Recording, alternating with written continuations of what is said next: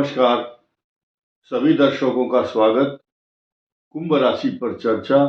मार्च माह में कौन सी अलर्ट डेट आपके लिए होंगी और क्या क्या सावधानी आपको रखनी है। कुंभ राशि के सभी जातकों को, दर्शकों को इस बात को जानना बहुत जरूरी है, क्योंकि इस समय कुंभ राशि का टर्निंग पॉइंट है।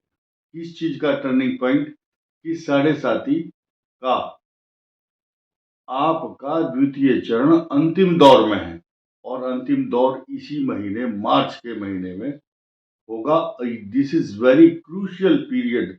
ये आपके लिए निर्णायक समय है और इस वीडियो में आपको बहुत सारी जहां तनाव मुक्त करने वाली बातें सुनने को मिलेंगी, वहीं इस महीने जाते जाते कुछ सावधानियां भी रखना बहुत जरूरी है। कारण क्या है?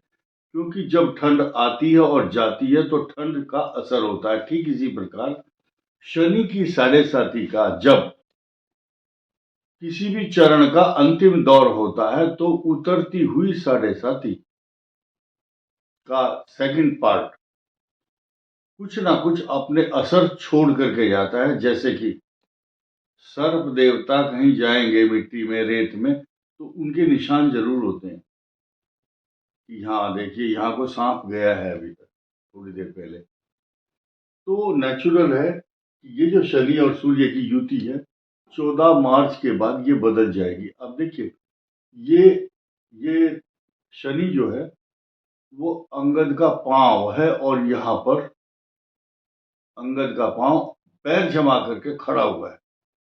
अंगद का पांव अडिग, यानी कि उसको कोई हिला नहीं सकता। लेकिन सूर्य यहाँ आ गया, तो सूर्य के आते ही ये पैर तो हिल नहीं रहा, लेकिन प्रकंपन, इसमें भूकंप जो है जरूर आता है। और अगले 14 मतलब मार्च तक का पीरियड बिल्कुल सेट है। 14 मार्च तक इस कुंभ राशि पर भूकंप की स्थिति है, यानी कि पृथ्वी जो है ये स्थिर राशि है। कुंभ, पृथ्वी भी स्थिर है, तो पृथ्वी को हिला देने वाले भूकंप जो है ये 14 फरवरी से चल रहे हैं और 14 मार्च तक चलेंगे, शाम के 8:50 तक। क्योंकि शनि और सूर्य की युति, शनि और सूर्य की युति होती है भूकंप लाने वाली। अब आप देखेंगे कि ये जो चंद्रमा है, ये चंद्रमा इस बात का कारक होता है कि छठे भाव का स्वामी, एंजाइटी, तनाव, इमोशनली आपको बहुत एंजाइटी, नेगेटिव थॉट्स, इनसिक्योरिटी, मन में अशांति और खांसी, जुकाम और डस्ट से एलर्जी, पेट के रोग भी देता है। अब यहाँ लाल रंग से चंद्रमा भी लिखा हुआ है। क्रम से एक एक बात सारी बताऊंगा आपको। फिलहाल हम ये बात कर रहे थे कि टर्निंग पॉइंट है, और ये टर्निंग पॉइंट 14 मार्च के बाद आपकी जो फोबिया है, आपका जो डर है, अशांति, इनसिक्योरिटी, तनाव, चिंता, ये सब खत्म हो जाएंगे। गम की अंधेरी रात में दिल को न बेकरार कर, खुशियां आने वाली है, बस उसका इंतजार कर। अब देखिए, ये सूर्य 14 मार्च को जब शाम के 18:50 पर, साधारण भाषा में कहेंगे तो शाम के 6:50 पर ये सूर्य का पलायन यहाँ होगा। सूर्य कहाँ बैठा है? लाल रंग से लिखा हुआ है, ये अपकमिंग, आने वाला समय है। और ये राहु और सूर्य की जो युति है, ये ग्रहण योग भी बनाएगी। और ये चंद्रमा दिन में 14 मार्च को 12:57 पर आकर इन सूर्य देव का स्वागत करेंगे। ये ग्रहण योग भी बनाएगा। 14 तारीख इसलिए महत्वपूर्ण, बार बार चर्चा कर रहे हैं हम, 14 तारीख आपके लिए टर्निंग पॉइंट इसलिए भी है कि उस दिन आपकी सब समस्याओं पर विराम इसलिए लग जाएगा क्योंकि उस दिन सूर्य हट जाएगा और शनि अस्त है, आपकी राशि का स्वामी अस्त है। इसलिए कई राशियों को इससे लाभ भी है, कई राशियों को नुकसान भी है। अब कुंभ राशि की बात करें, जब आपकी पर्सनालिटी, आपकी राशि, आपका स्वामी ही अस्त हो गया है, तो आप हंस नहीं सकते, हंसी नहीं आएगी। आपके खिलाफ षड्यंत्र, अशांति, चिंता, टेंशन, एंजाइटी, रोगों के प्रति सचेत रहना।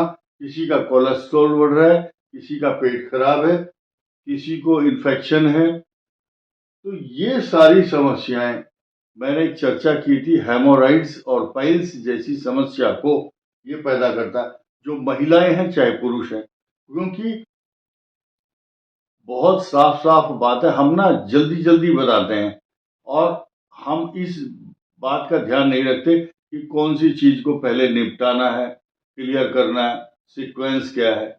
इसीलिए बहुत से लोगों को लगता है ये तो जल्दी जल्दी बोल करके चले जाते हैं। हमारा किसी को प्रलोभन दे करके अपनी तरफ खींचना उद्देश्य नहीं है। किसी की समझ में आता है, किसी की नहीं आता, किसी को अच्छा लगता है, किसी को नहीं। लेकिन मुख्य बात क्या है, ये जो मंगल है ये यहाँ दृष्टि तो डाल ही रहा है। कुछ भी करो, कुंभ राशि के लिए ये गोपनीय, गुप्त चिंता, एंजाइटी, नेगेटिव थॉट्स का कारक अकेला ग्रह है केतु। फिर या चंद्रमा उसने साथ दिया, और चंद्रमा की पोजीशन देखिए, चंद्रमा छठे हाउस का लॉर्ड है। कुंभ राशि होने के कारण यहां से, इस स्थान से चंद्रमा अष्टम और या तीसरे चला गया, शत्रु राशि में गया, छठे का स्वामी 8वें में चला गया। ज्योतिष में एक शब्द बहुत अच्छा नहीं माना जाता, षडाष्टक। षड मैंने 6, अष्टक मैंने 8, ये छठे स्थान का स्वामी 8वें में चला गया। इनसिक्योरिटी, अशांति, तनाव, चिंता, और खासतौर से 14 तारीख आपको बहुत तरीके से संभाल करके चलनी है। घर में बैठो आराम से, शांति से, अच्छा खान पान रखो, और गरिष्ठ भोजन, रात का रखा हुआ भोजन, फ्रीज के रखे हुए सामान, और ऐसा भोजन ना करें जो आपको रोग कारक सिद्ध हो। यात्री अपने सामान की स्वयं रक्षा करें, ऐसा हर जगह लिखा रहता है, लेकिन ये बात इसलिए कही गई कि प्रेस्क्राइब जो भोजन है, जो सॉफ्ट है, सुपाच्य है, जल्दी हजम होने वाला, डाइजेशन खराब ना हो, इनसिक्योरिटी ना हो, इसके लिए आपको मेडिटेशन जरूर करें। 5 मिनट करें।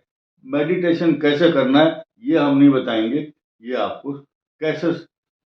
आज जमाना है गूगल का, बड़े बड़े इंस्टीट्यूट खुले हुए हैं, आप वहां से सीखिए। और सूर्य और राहु का जो ग्रहण है, और चंद्र और केतु का ग्रहण, ये ग्रहण विश्व प्रसिद्ध होते हैं। 2 ग्रह बड़े हाई फाई हैं इस संसार में। और ये ज्योतिष जो चल रहा है, ज्योतिष इनकी उदय और अस्त की गणना के आधार पर ही होता है। अप्रत्यक्षाणि शास्त्राणि विवादस्तेषु केवलम, प्रत्यक्षम ज्योतिषम शास्त्रम, चंद्रार्कौ यत्र साक्षिणौ। चंद्रमा और सूर्य ही जिनके साक्षी हैं, ये प्रत्यक्ष है ज्योतिष शास्त्र। इसी से गणित का हिसाब लगाया जाता है। जब हम कोई पुस्तक लिखते हैं ज्योतिष की, उसमें पहला श्लोक यही आता है। इस संसार में 6 शास्त्र हैं, आपने सुने होंगे। रावण 4 वेद और 6 शास्त्र का ज्ञाता था। कुछ लोगों ने वेद के नाम नहीं पता, वेद देखे तो नहीं होंगे बहुत सुने, और 6 शास्त्र के नाम भी नहीं पता। कल्प शास्त्र, निरुक्त, छंद, ज्योतिष, विद्या शास्त्र, शिक्षा शास्त्र भी कहते हैं, व्याकरण और ज्योतिष शास्त्र। तो ये जो शास्त्र हैं उनमें कुछ ना कुछ विवाद है, लेकिन ये ज्योतिष शास्त्र प्रत्यक्ष है, क्योंकि इसके जो गणना है, उदय और अस्त, ये साक्षी हैं, सूर्य और चंद्रमा, इनके बिना गणना नहीं होती। और इन्हीं से हर त्योहारों का पता चलता है। ये चंद्रमा जो है ना, लोग लेकर के घूमते हैं कि चंद्रमा जो है, चंद्रमा हर संप्रदाय का है। चंद्रमा सिखों का भी है, सनातन का भी है, इस्लाम का भी है, ईसाइयों का भी है, यहूदी, पारसी, बौद्ध, जैन, सब चंद्रमा को देखते हैं, तो इसका बंटवारा नहीं हो सकता।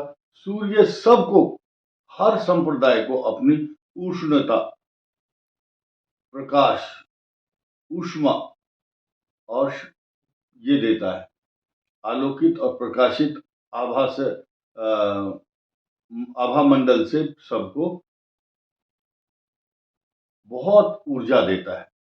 तो ये जो है, इनके बिना गणित नहीं हो सकता। अब ऐसी स्थिति में शनि को इस सूर्य की आभा मंडल के कारण अस्त होने से आपका जो चेहरा है मुरझाया हुआ है, तो इसको प्रसन्न करने के लिए अकेला बृहस्पति ही आपके कर्म को संभाल रहा है। तो एक फिल्म आई थी जिसमें एक बंदा बोलता है कि ओ सरदार जी कभी हंस भी लिया करो। तो मैं सभी कुंभ राशि वालों को कहूंगा कि आप बहुत महत्वपूर्ण हैं इस संसार में। यू आर वेरी इंपॉर्टेंट, चाहे महिला है चाहे पुरुष है।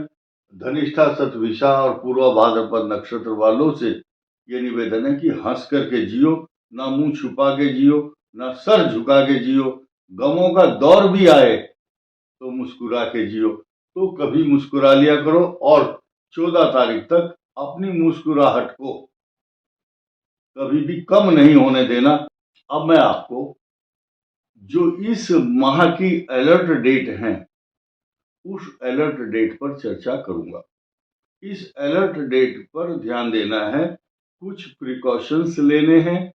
क्या कि अच्छा वाहन चलाएं, ठीक से खान पान का ध्यान रखें, लेन देन पर झगड़ा ना करें, मैरिज लाइफ को संभाल कर रखें।